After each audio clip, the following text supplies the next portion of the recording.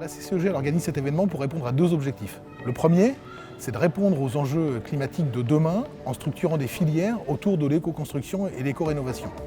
Et le deuxième objectif, c'est que ces filières, elles sont porteuses d'emplois locaux, non délocalisables, et ce sont des emplois d'avenir.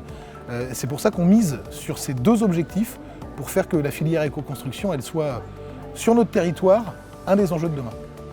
Aujourd'hui, les enjeux environnementaux sont incontournables et le monde de la construction a un impact environnemental très important et il doit faire sa révolution.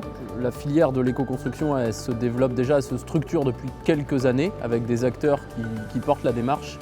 Et là, je pense que pour les prochaines années, ça va vraiment être une explosion, un développement avec deux grands aspects.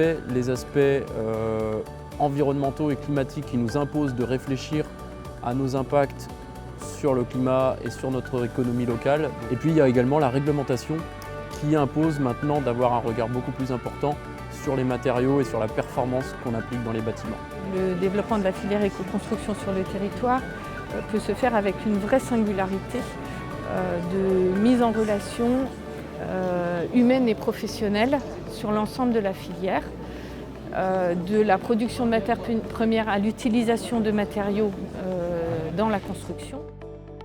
Les professionnels aujourd'hui, ils se forment, ils sont de plus en plus nombreux à aller vers l'éco-construction et on a de plus en plus d'industriels qui gèrent ce sujet-là, ce qui ouvre à tout le monde la possibilité de faire de l'éco-construction alors que jusqu'à présent, c'était encore que de l'innovation.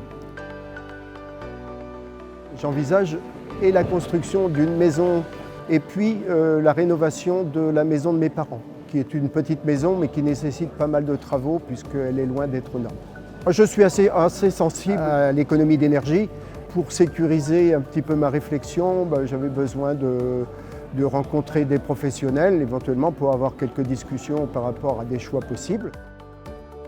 Les communautés de communes peuvent participer à soutenir la filière et son développement par l'initiation de salons comme il peut y avoir à Erdre-et-Gèvres, qui vont permettre aux acteurs de se rencontrer, qui vont permettre aussi de mettre en avant les initiatives qui parfois sont encore balbutiantes mais qui demandent qu'à se développer et donc permettre aux gens de se connaître et de se faire connaître. La collectivité en tous les cas a un rôle aussi d'accompagnement, de mise en réseau, de montrer tout ce que ça impacte aussi. La filière, c'est de la création d'emplois, mais c'est de la création de richesses aussi pour les territoires. C'est des opportunités aussi pour certains métiers, notamment je pense notamment aux agriculteurs. Et puis montrer aussi, avoir peut-être des bâtiments témoins sur le territoire en fait, qui sont aussi un exemple. Le salon qu'on fait aujourd'hui, c'est vraiment excellent. Ça permet de se rencontrer, de rencontrer les acteurs, de voir les clients, de discuter. Ce salon, c'est un moment où en fait tout le monde se retrouve autour d'un seul et même objectif, et ça c'est extrêmement positif. Évidemment qu'on va renouveler cette expérience, parce qu'elle nous est fortement demandée, et puis parce qu'on pense qu'elle a des retombées économiques importantes.